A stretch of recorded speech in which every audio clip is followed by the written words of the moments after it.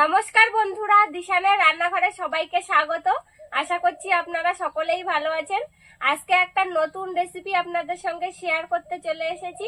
এই যে দেখুন পাকা কুশি, এই পাকা কুশি দিয়ে আজকে একটা রেসিপি করব। আপনারা সম্পূর্ণ ভিডিওটি দেখতে থাকুন। চিংড়ি মাছ দিয়ে পাকা কুশি রেসিপি করব, আর তার সাথে চাল কুমড়োর ডাটা মাছের তেল পটকা দিয়ে চচ্চড়ি করব। সম্পূর্ণ ভিডিওটি দেখতে থাকুন। আমি এই যে বের করে নিচ্ছি, দেখুন কুশির এই শাঁসগুলো।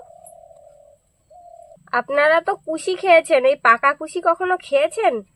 যদি খেয়ে থাকেন তাহলে কমেন্ট করে জানাবেন, আর যদি না খেয়ে থাকেন তাহলে আমাদের সম্পূর্ণ ভিডিওটি দেখতে থাকুন কেমন করে তৈরি করছি। এই পাকা কুশির এই শাঁসগুলো বের করে নেব প্রথমে চামচ দিয়ে। এত দারুণ লাগে খেতে, কি বলবো। আপনারাও বাড়িতে রান্না করে খেয়ে দেখবেন, একবার খেলে ভুলতে পারবেন না, ভুলতেই পারবে না, আরো মনে হবে যে আর একবার করে খাই। দেখুন ভিতরটা কি দারুণ দেখতে লাগছে। এই দানাগুলো দানা ধরার কাজেও লেগে যাবে, রেখে দিলে পরে আবার গাছ লাগাতে পারবো, আর কুশিটাও খাওয়া হয়ে যাবে। দুটো কাজ একসঙ্গে হয়ে যাবে। কত শাঁস দেখুন, আর পুরো বালি বালি শাঁসটা। এটা শুধু চিংড়ি মাছ দিয়ে রান্না করে খায় তা নয়, কাঁকড়া দিয়েও করলেও খুব সুন্দর লাগে। হ্যাঁ,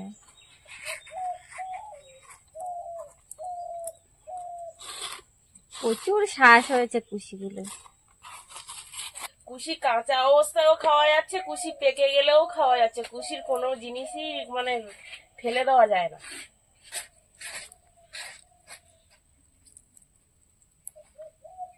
আমরা তো কুচো চিংড়ি দিয়ে রান্না করব, আপনারা বড় বড় হরিণা চিংড়ি, চাবড়া চিংড়ি, বাগদা দিয়ে করলেও খুব ভালো হবে। এবার এর মধ্যে থেকে দানাগুলো, আর যদি ভিতরে এঁচড় থাকে এরকম এই যে, তাহলে বেছে নেবো সব। দানাগুলো দেখুন কত বড় বড়।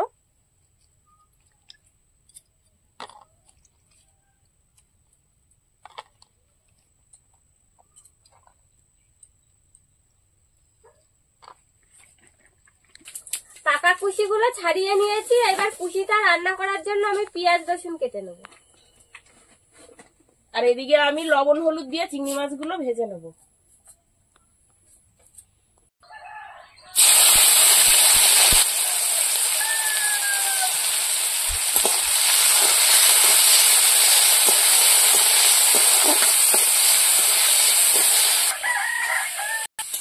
এবার চাল কুমড়োর ডাটা চচ্চড়ি করার জন্য চাল কুমড়ো শাকগুলো আমি কেটে নিচ্ছি।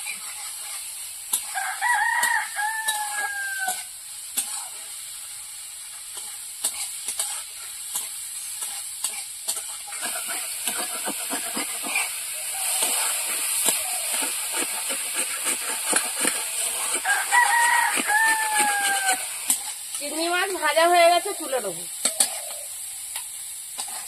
তরকারিটা বসানোর জন্য তেল দিয়ে দেবো। গোটা শুকনো লঙ্কা,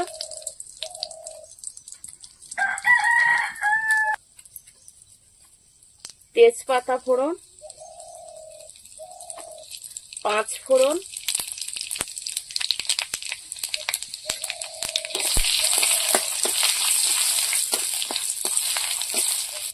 পেঁয়াজ,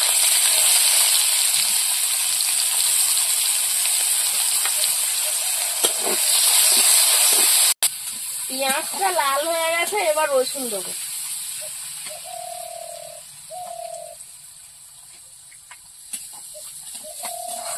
এবার পাকা কুশির শাঁসগুলো দিয়ে দেবো।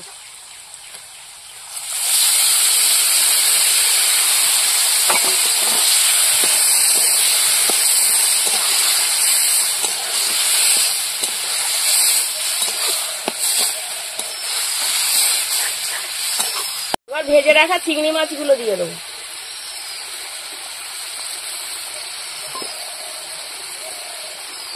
হলুদ, লবণ। এবার এইটা ভালো করে এভাবে নাড়াচাড়া দিয়ে ভালো করে জলগুলো শুকনো করিয়ে নিতে হবে।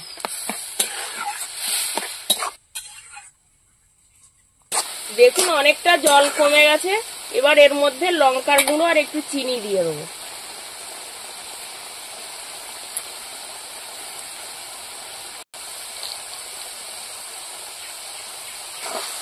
এবার এইভাবে নাড়াচাড়া দিয়ে দিয়ে জলটা একদম শুকনো করে নেব।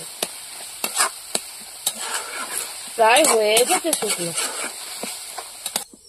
এটা খেতে একটু ঝাল ঝাল মিষ্টি মিষ্টি লাগে।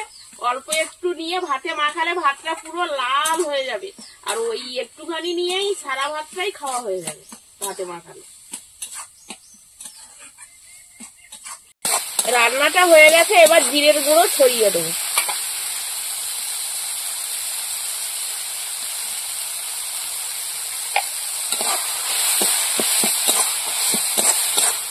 আর একটু নাড়াচাড়া দিয়ে নেবো জিরের গুঁড়ো দিয়ে। হয়ে গেছে, এবার নামিয়ে নেব।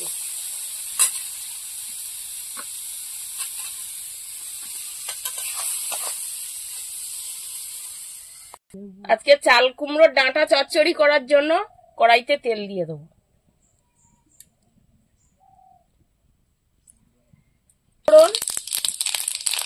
পেঁয়াজ, রসুন এগুলো একটু ভেজে নেবো। পেঁয়াজ রসুন গুলো একটু লাল লাল হয়ে গেছে, এবার মাছের তেল পটকা গুলো দিয়ে দেবো।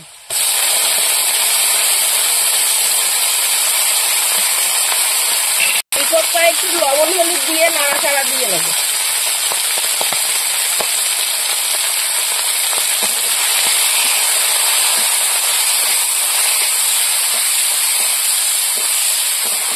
মাছের তেল পটকা থেকে তেল বেরিয়েছে দেখুন কতটা। এবার ডাঁটাগুলো দিয়ে দেবো।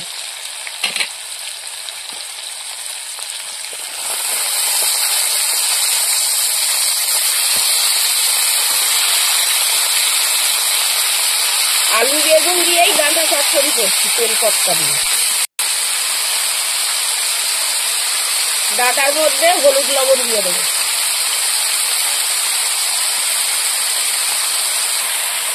সবজিটা একটু নাড়াচাড়া দিয়ে আর ঢাকা দিয়ে রাখবো।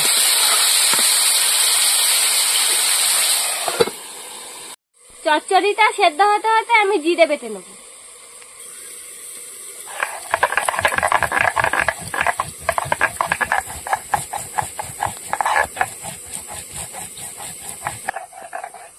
কিছু সময়ের জন্য ঢাকা দিয়ে রেখেছিলাম, এবার খুলে নেব।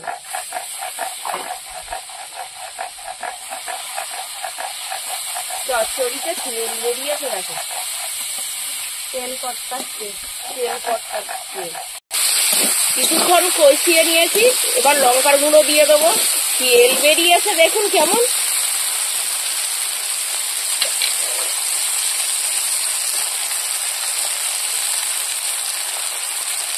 এই তেলে সবজি সব ভাজা হয়ে গেছে, বেশি জল দেওয়া লাগবে না। না এই তেলেই সেদ্ধ হয়ে যাচ্ছে সবজি, আদা সেদ্ধ হয়ে গেছে। এবার একটু জল দিয়ে দেবো।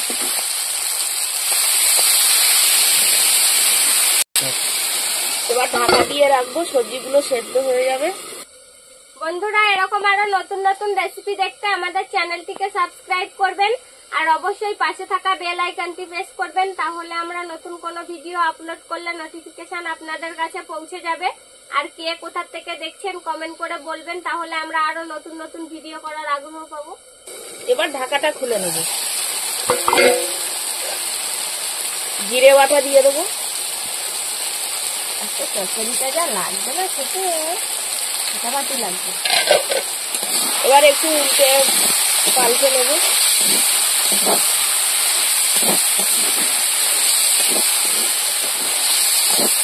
চচ্চড়িতে শুধু তেল চচ্চড়ি রান্না করছি, সে তো তেল হবেই। চচ্চড়ি হয়ে গেছে, এবার নামিয়ে নেব। আমাদের আজকের ভিডিওটি শেষ পর্যন্ত দেখার জন্য ধন্যবাদ। ভালো লাগলে লাইক কমেন্ট শেয়ার করবেন। আবার ফিরে আসবো নতুন একটা রেসিপি নিয়ে। সবাই ভালো থাকবেন, সুস্থ থাকবেন।